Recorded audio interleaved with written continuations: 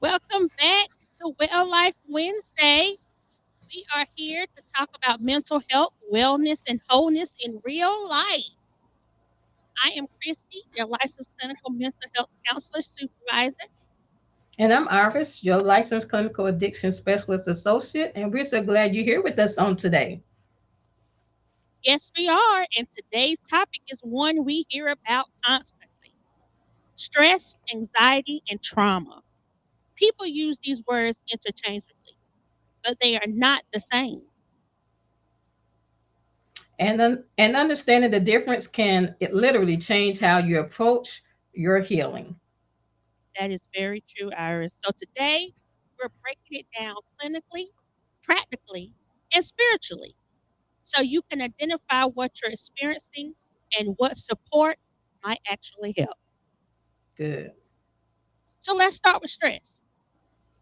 Stress is a normal biological response to pressure or demand.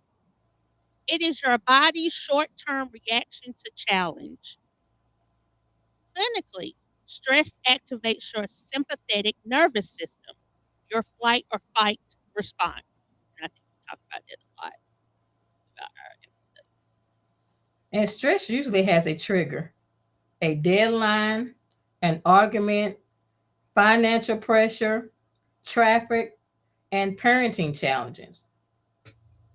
Now that is very true. All of those can cause significant stress in any of our lives. True. And here's the key: stress typically goes away once the situation resolves. For example, you're stressed about a presentation, you're stressed about paying rent, you're stressed about preparing for an exam. Once it's over, your body can calm down. And we see that in a lot, especially in our field when we talk about handling our clients' immediate needs, right? Yes. They come in very stressed, uh, high anxiety. And when they tell us, "Hey, I just need some food," or "Hey, I need my light bill paid," if we can remedy those things within a short time frame, you see that their anxiety level, um, and sometimes even the aggression that they have based on their situation, some of that reduces or goes away because now their needs have been met, and now Hmm. we can start to look at other things that might be weighing that have been long term that they never even dealt with. People trust Right. you when they see that you can handle the small things before they get to the bigger and the deeper issues. Stress becomes problematic when it's chronic, like you were saying, Christy. When you never get a break, that's when you see burnout, irritability, tension headaches, and sleep disturbance. And I can identify when you're under stress, it messes up your sleep. You become irritable. So I know we all have identified that with that some point in our life. Exactly. Symptoms of stress can include muscle tension, irritability, fatigue, trouble sleeping, headaches, digestive issues. But stress alone does not mean you have an anxiety disorder.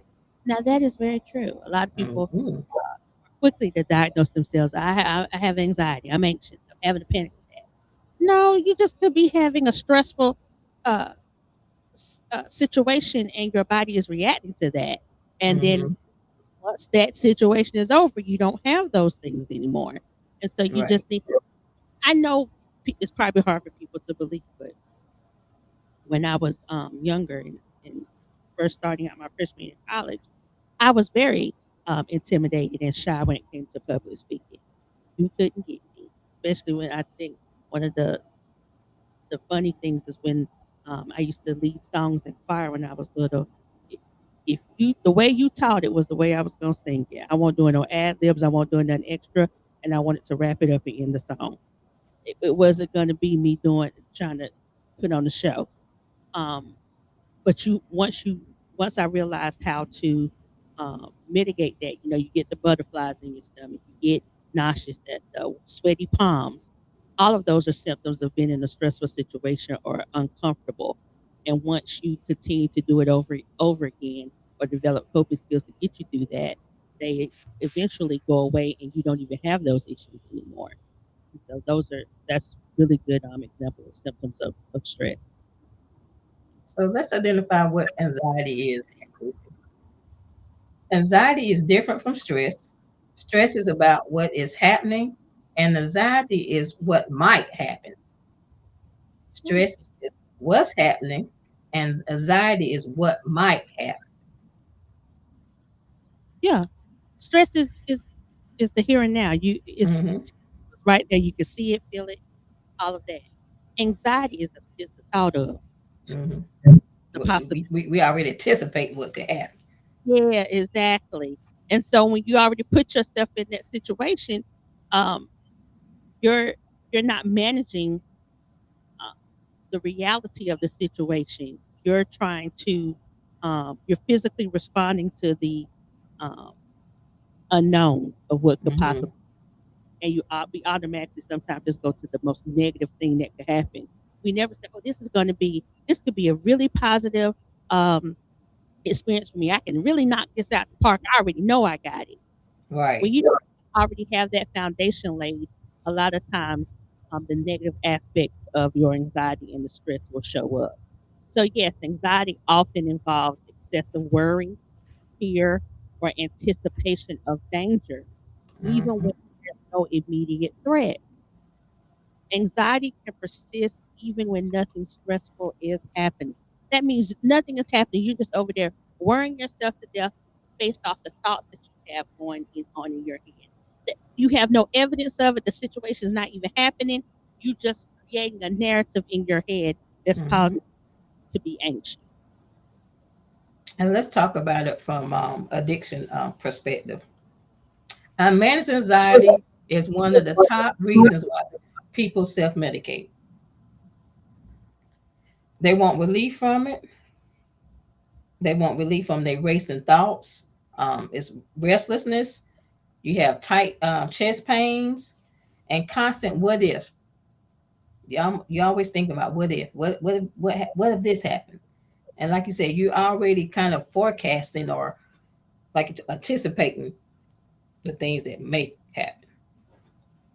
Yeah, and I can see how that could, in addiction perspective, how if I'm already anticipating these things, now I have to feed this anxiety that I have to try to eliminate it. So Hmm. I might take a shot or a drink, or have some wine, or smoke a cigarette or some marijuana just to rest my nerves. But you're Hmm. creating that yourself. And so nothing has happened in the sense of you're actually in that moment to feel it. You're feeling it beforehand. Like you said, you're forecasting that already. And And people, I'm sorry, Chris, I don't mean to cut you off, but people often think that addiction is just alcohol or drugs. It can look like overeating, overspending. Um, there's a several things. It can be gambling. There's a lot of things that can turn into addictions. that's a good So I point. just wanted to throw that out there for the people. Glad you did. Anxiety disorders include generalized anxiety disorder, panic disorder, social anxiety disorder, phobia. Anxiety becomes clinical when it is excessive. It is it is difficult to control. It interferes with functioning, and it lasts 6 months or more in many diagnoses. Wow. So these are everyday things that you could just be feeling anxiety. But when it's the debilitating, um, it becomes so severe that you can't function, and it Hmm. lasts, like they said, in 6 months. Now you have to look at, okay, this is actually a diagnosis. I have something that can reoccur over and over again, and I have to get some help to manage it. Anxiety lives in the future. Trauma lives in the past, and stress lives in the present. Let me say that again. Anxiety lives in the future, trauma lives in the past, and stress lives in the present. I like that. Hmm. That's good, helpful tip. It breaks it down exactly what we're talking Hmm. about. Yes. Anxiety is what you're forecasting, your thoughts. It hasn't even, Hmm. Happen yet? yeah. Trauma is things that you've already experienced, and they can Right. be reliving it, and it can keep coming up. You can get triggered. And stress is what's going on right now in your life. That was a beautiful breakdown Mm-hmm. on a shirt. That's powerful. So let's say it again. Stress, stress, present pressure, anxiety, future fear, Mm. past pain. Yes, yes, yes. I like that. Trauma is not just something stressful or scary. Trauma is the emotional and psychological response to an overwhelming event that exceeds your ability to cope. We'll say it again. Trauma is the emotional and psychological response to an overwhelming event that exceeds your ability to cope. Mm. It overwhelms the nervous system. So if we had to rate it, you have your anxiety, your your stress, your anxiety, and your trauma. Trauma would probably be the top notch, rated Mm-hmm. 10, because it can really stop people, especially depending on, I think we'll talk about a little later on what trauma, what some traumas can look like for people. Right. Get ready to take it after Like you said, trauma can be physical abuse, sexual abuse, emotional neglect, domestic violence, community violence, a sudden loss, medical trauma, an accident. that. I want to touch bases on, because I think this is something that I just took note of recently with a client that I have, medical trauma. I don't think I really thought about it until I was introduced to somebody who experienced it. So a client of mine during COVID had the COVID vaccine, and whatever was in it, she was actually allergic to it. Fully Mm, functioning, based off of that, and this is what she is telling me. I have not looked at any medical um, paperwork or anything, but based off what she has said in her intake is that um, whatever the reaction was, now she's wheelchair bound, and wow. so um, she can't walk right now. Hopefully, that's something that can be um, fixed with therapy and all of that. Mm-hmm. Um, but that was to have a life different, fully functioning. You're able to take care of yourself. You don't need any help.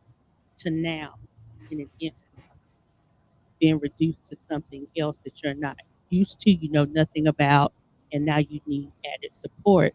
That can be Mm-hmm. traumatic for people. It could be the same, like you said, in like you said, accidents.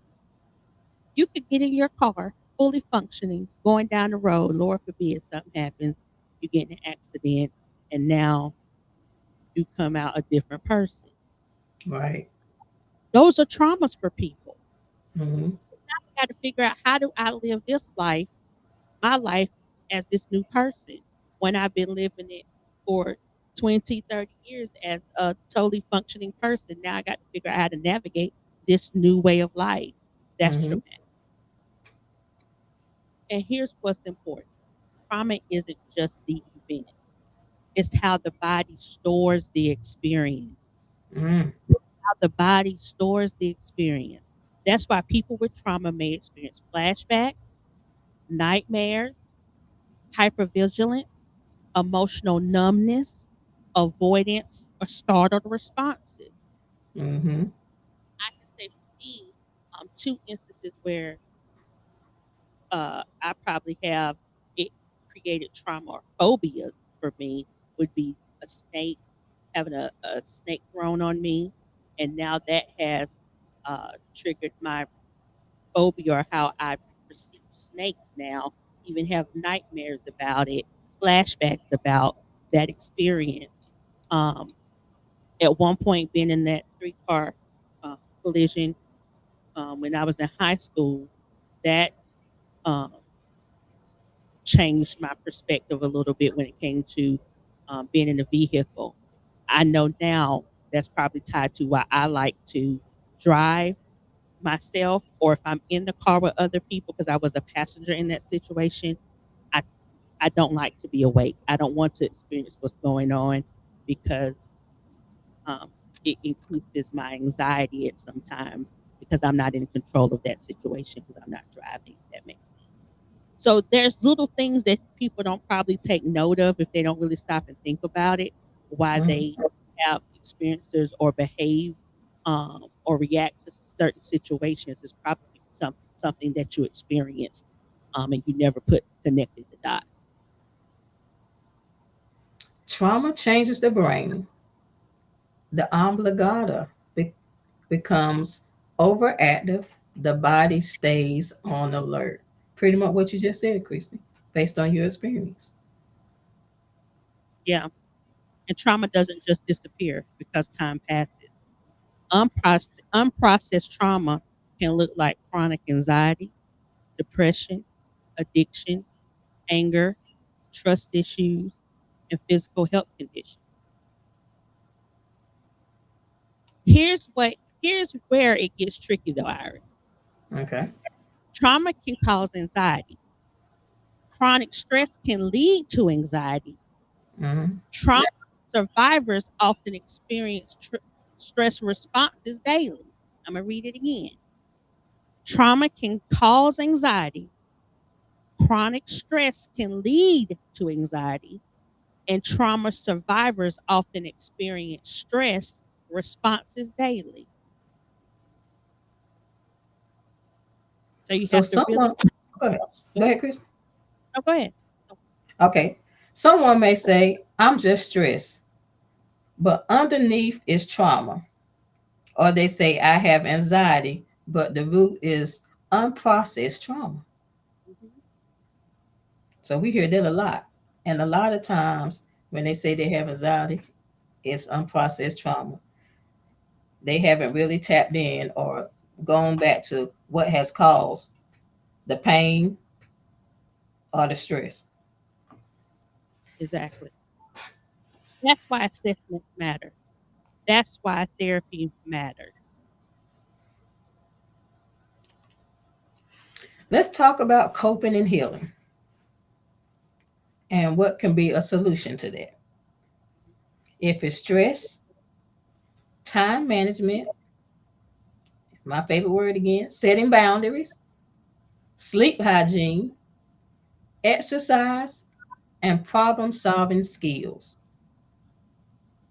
So if it's Those are stress, it's time management, boundaries, sleep hygiene, exercise, problem solving skills. If it's anxiety, it's cognitive behavioral therapy, deep breathing, grounding exercise, reducing caffeine, and medication evaluation if needed. mhm. And if it's trauma focused therapy, EMDR, somatic therapy, safe relationship building, gradual exposure in a safe environment. Those were good breakdowns, Iris. And here's the biggest message: you don't have to diagnose yourself alone. You Mm, deserve professional support. We are quick to diagnose ourselves. People like to get on that Google and type in all their symptoms and give themselves, and chances are you probably don't even have it. If right. you do feel like you might see some symptoms or you meet some requirements to different things, go get uh, connected to your primary care doctor, or your psychiatrist, or Hmm. your therapist who can actually support you in that and figure out what is really going on. In So true. community in communities of color, trauma is often normalized, and that is true. We look at what we're dealing with now when it comes to education and how we're trying to take out um, parts of history based off people's experience and um, say that it didn't happen or because it happened so long ago we shouldn't have to relive it or bring it up. But you can't tell people how to experience something, how to relive something, how to um, process something. If it's their experience, it's their experience. You might not understand it, um, Hmm. but you can have You need to become empathetic about it. You don't, nobody's saying you have to be sympathetic, but you need to have understanding, and that's what being empathetic means. And right now, Christy, a lot of people are dealing with anxiety and stress, like I said, of the unknown. The cost of living is high. Your Hmm. job is doesn't come close to even paying you what the cost of living is now. So people are stressed out, overwhelmed, anxious, and do not know what to do sometimes during those times. So survival modes become personal at this point. That's true. People are Very true. trying to learn just how to survive from day to day when it just comes to even just grocery shopping. What can Mhm. I pick up to even survive for the day? Not for the week, but just for the day. Yeah. You're looking at school systems trying to figure out how to feed the children Yes, because funding is being taken away. Because you can't even guarantee kids are getting their meals at home. So right. sometimes that school meal might be the only meal for some kids. And the fact that we can't, as a whole, as a community, as a system, can't understand that is very sad. And that's where survival comes. You wonder why people are going and stealing. You wonder why they're going to these mom and pop stores or the Dollar Tree and stealing stuff because they have. That's the only means of it's survival. That's Hmm. all they know at the moment to how to get stuff. People are trying to figure out how to pay their rent and their mortgage. You have whole family systems, 3 generations, 4 generations living under one roof just to survive because people can't pay a single um, um, rent or mortgage payment alone. Hmm. That's what we're facing right now. It's about survival. But just because you survived it doesn't mean it didn't impact you. I'm gonna say that again. Just because you survived it doesn't mean it didn't impact you. And we hear a lot, get over it. It should be over. You don't you don't know what type of impact that. Yes, I made it through. Thank the Lord. He brought me over. But we don't know how that impacted my daily walk, how I function, how I behave, how I respond. If you knowing that I survived, you should have empathy about how I navigate this world now because I look at it from a different view. I might look at it from a trauma lens where you're looking at the world from a normalized experience and you're telling me that I should get over it. Healing is not weakness, it's strength. So true. So ask yourself, what triggers my body? And this is for our audience. What triggers my body? Is this about now, later, or something from before? This is how you this is how you ask yourself, am I experiencing a stressful moment? Am I anxious about something that could possibly happen? Or am I feeling trauma about something that already happened and I haven't got healed from that or processed? Hmm. Does my reaction match the situation? And sometimes we respond, we go overboard. It be something Hmm. and we responded on the level 10. Are we and here's another question. Are you responding from what lens are you responding from? Stress, anxiety, or trauma? Because we can be triggered by anything. So that's a good question. Does my reaction match the situation? And most importantly, Christy, have we allowed our self space to heal? Have you given yourself space to allow that healing to take place? If today's episode helped you, please share it with someone that you may know. That's right. Subscribe to our YouTube channel at H3C PLLC. Again, that is H3C PLLC. I want you to like, comment, and click on the notification bell so you know when we're live. That's right. And if you're experiencing a crisis, call or text 988 for the suicide and crisis hotline or call 911 in an emergency. And just know you're not alone in this, guys. And remember, healing is possible. See you next week. Thank you, guys.